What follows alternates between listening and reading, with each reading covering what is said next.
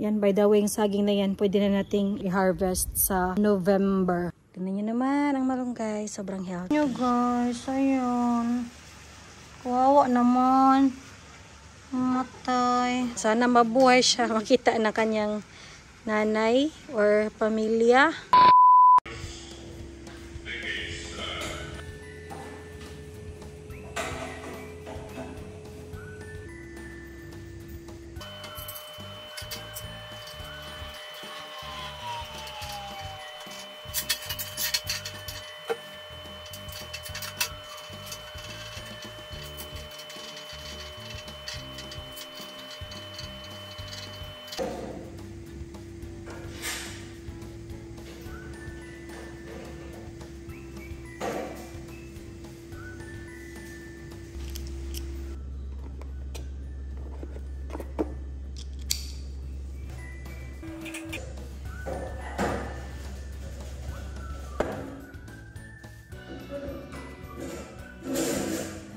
Pawis na pawis ako. Pumunta ako sa condo, naglinis, kinuha ko yung ibang mga gamit ko. And then dito sa wet kitchen namin, naisip ko, meron kami itong ganito plug point.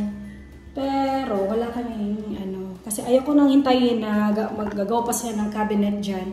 Kaya sabi ko, meron naman kami sa condo na bagay yung kulay. Kaya kinuha ko na lang, dinidismantle ko para kasya sa sasakyan. Tapos ito na lang, ina-assemble ko ulit. At ayan, wala. Ilagay natin dyan ang mga gamit dito sa wet kitchen para talagang sobrang ma-organize. Let's go! Hi guys! Ayan, I am also organizing all my bulad.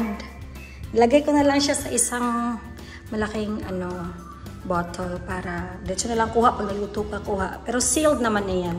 So it's very safe. And this is one of my favorite Malaysian dried fish or salt fish. At nandoon na din ang atin, ayan, Pilipinas na danggit. Yes. Kailangan talagang mahigpit na mahigpit. So, gawin natin dito. Okay.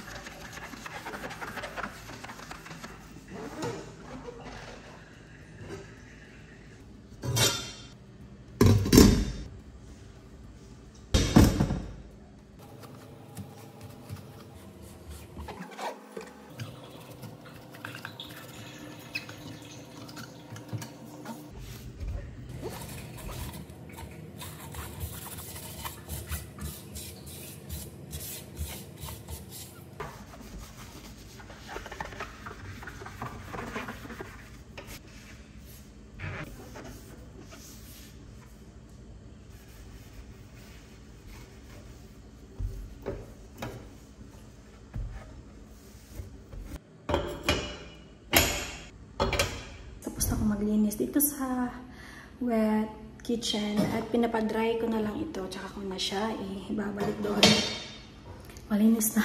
Sobrang pagod na pagod ako. Yan ang ayos. Meron pa akong in-order na rack para sa mga seasonings natin. Hindi pa siya dumating kaya dyan muna, ganyan muna. Side, ayan. Ito yung pinapatuyo ko muna. Dyan malinis na naman yan. Guys, meron akong binili yung ganito na siya. Peel garlic.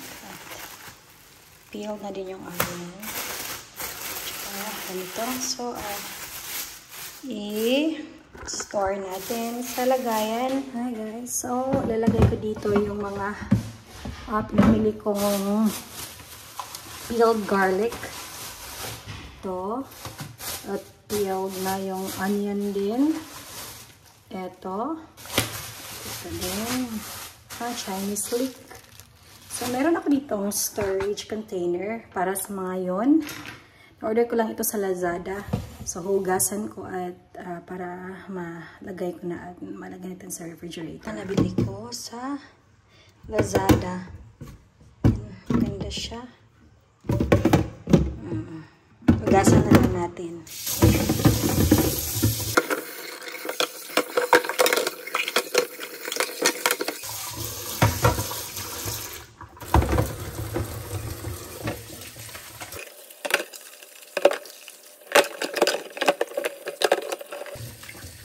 we will try to plant it. And then tingnan natin kung tutubo ba ito.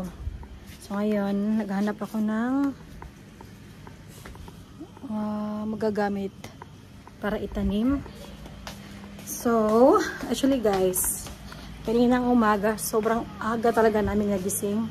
Hindi pa talaga ako nakaupo guys hanggang ngayon. Anong oras na? 6:45 o'clock na. In the afternoon. Tapos hindi pa ako nakaupo. Kaninang umaga, after pinaliguan ko si baby boy, after mag-prepare sa kanya, nagluto ng kanin, nagluto ng makakain. Pumunta kami ni Asoka sa chiropractor niya dahil, ayun nga, masakit yung liig niya at lagi naman siya nagka-chiro kasi kailangan niya yon. And then, after that, pumunta kami doon sa cafe, nag-coffee, and then, kumain ng breakfast. Gumawa si Asoka ng espresso. Yun ang ininimpug. Surprisingly, grabe yung energy ko talaga. Ngayon ko lang na-feel na sobrang pagod ako. Na yung masakit na yung binti ko na gusto kong umupo muna. But because mayroon akong itatanim, so itatanim muna natin to. And you know what? Sobrang saya guys kasi ang daming ugalay. Ito, yung ng kamote, talbos ng kamote. So dito na side, ito yung garden ko na maliit. Ayan. Sabi ko kay Asoka, wag mo itong pakialaman dahil lahat yan na garden na yan hanggang doon ay kay Asoka. So ito lang yung maliit sa akin, para sa akin. And then yung nasa likod naman. So yan itatanim natin, and then after that ay uupo na ako guys. Kasi sobrang pagod na yung binti ko. Tapos kasi gusto ko sanang mag-swimming with Tyrese, kaso nga lang sabi ko masakit na yung paa ko. Dahil grabe maghapon akong mga hangga 10 AM hanggang ngayon hindi pa ako nakaupo. Kasi pumunta ako sa condo namin, naglinis ako mag-isa, tapos kinuha ko yung ibang mga gamit, and then after that medyo ninyo ako yung naglinis doon mag-isa. Tapos syempre hindi talaga ako nakaupo So kasi pag ganun ako, pag may ginagawa gusto ko yung go lang. Ayaw kong tumigil kasi pag tumigil ako mas tinatamad ako. And then pag uwi sa bahay slightly nagutom ako, kaya kumain lang ako ng isang konting kanin, and then isang stick na barbecue, then meron chicken skin. So yun ang kinain ko. And then after that ayun, naglinis ulit ako ng bahay. So ngayon andito na naman, sige try ko lang itong itanim guys, kung pwede pa ba. Tsaka meron kasi dito tinanim si mama, yung iba parang hindi siya nabubuhay yata. So ang tinanim ni mama is yung yung tawag dito, yung kangkong. Kaso nga lang parang feeling ko hindi siya mabubuhay. Parang isa lang yata yung nakita kong may potential na mabuhay. Tapos tingnan nyo naman yung sili ko guys. Yan, by the way, yung saging na yan, pwede na nating yan. Sabi ng nagbigay sa akin nung baby pa yan, pwede ko na daw yung i-harvest sa November. Ayun. Tingnan nyo yung chili ko. Grabe, ang dami-daming bunga. Yung bunga ng sili. Ayun. So, may nalaglag guys, pero hinahayaan ko na lang siya. Baka naman ay tumubo pa. So, kung tumubo ay, nako, maganda. Pero, ito yung gusto kong i-experiment is, magbungkal tayo dito, banda dito. Para itanim natin itong, si boys, hindi ko alam kung, actually guys, hindi ko alam kung anong itatanim sa sibuyas. So, yan, i-try lang natin kung bubuhay ba to, hindi. Kung hindi naman ay okay lang din. Kasi try and error lang. Kunti pa yata. Yan na.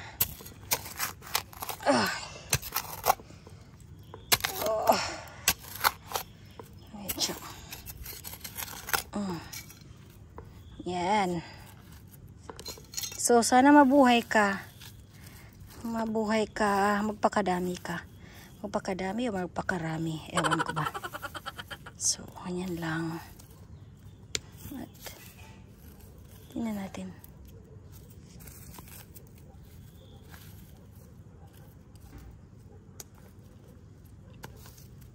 Alright. So, yun. Parang ito lang yung potential na mabubuhay na kangkong ni mama. Pero yung iba, hindi ko na alam. Parang hindi yata. Guys. Alam ko ba kung mabubuhay ba yan? Basta ito, ang alam ko lang ay ang aking silis. Napakadaming bunga. And then, ang aking malunggay na napaka-healthy. Tingnan nyo naman ang malunggay. Sobrang healthy. Ayan. Wala nating mas healthy pa dito, no? Ayan. Ayan. Ito din. Nag-ano lang siya dito, guys. Parang feeling ko yung mga ibon ang nagdala ng ano dito. Kasi bigla na lang siyang tumubo. Hindi ko alam kung bakit. Yan. Ano din yan, kamote. So sana ay magpakadami ka. Damihan mo pa ng bonggang-bongga, okay? Dahil aalagaan kita, okay? Alright. Actually guys, kanina, yung gardeners namin, pumunta na dito sa bahay namin at talagang nilinis na yan. Oh, napakalinis. Nagtitrim lang sila dyan. So, tingnan nyo. Yan, ganyan lang. Pero, hayaan lang natin ito. Ayan, ayan.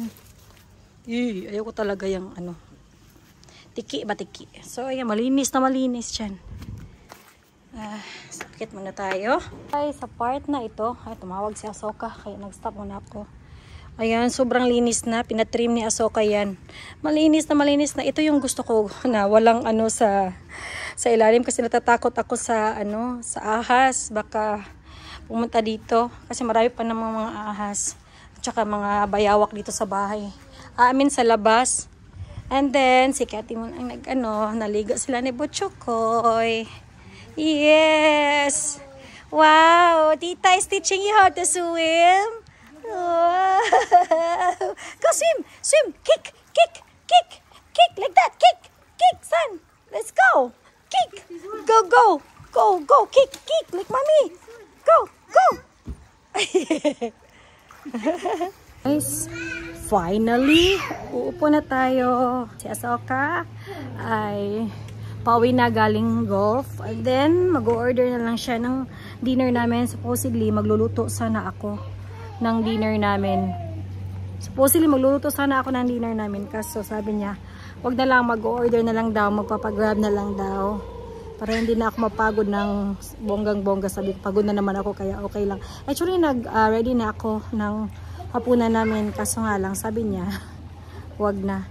So, guys, ito ang view ko na sobrang sarap sa paningin dahil andyan ang aking Butchokoy. And my Butchokoy. Mamaya, magsisweep pa pala ako dyan. Magsisweep ko yan mamaya. Oh! Dahil namatay nga bees, bakit? Kawayo rabang sa nga bees? And that is very important.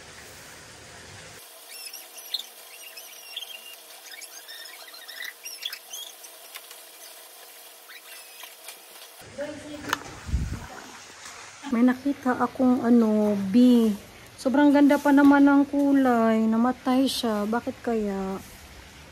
Parang naglanding lang dito sa namin. Namatay. Nyo guys, ayun. Kawawa naman. Namatay.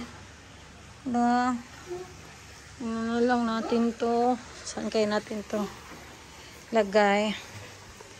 Lagay natin doon sa namin. Sa garden. Diyan na lang. Dito na lang. Sana mabuhay siya. Makita na kanyang nanay or pamilya. Tapos kunin siya, no? Yan na lang.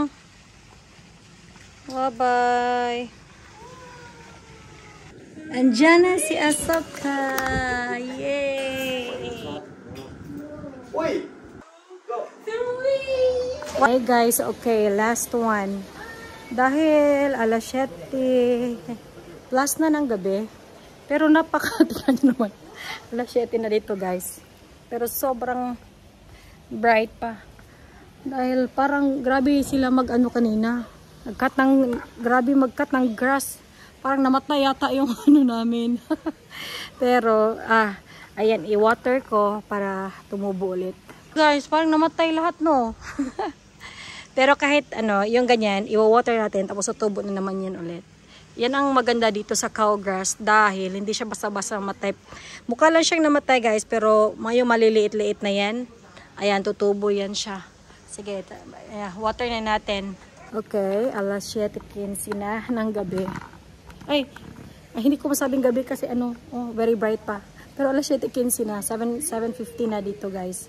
At I am going to water the cow grass para tumubo ulit kasi pa. Grabe yung gardener kanina. Gusto yatang patayin lahat ng ano dito. Para sobrang linis. Anyway, okay. Let's water na. Palaka. Itim. Tignan nyo yung palaka, guys. Hello. Hindi naman natin ano yun lang. Ayun. Liit na maiitim.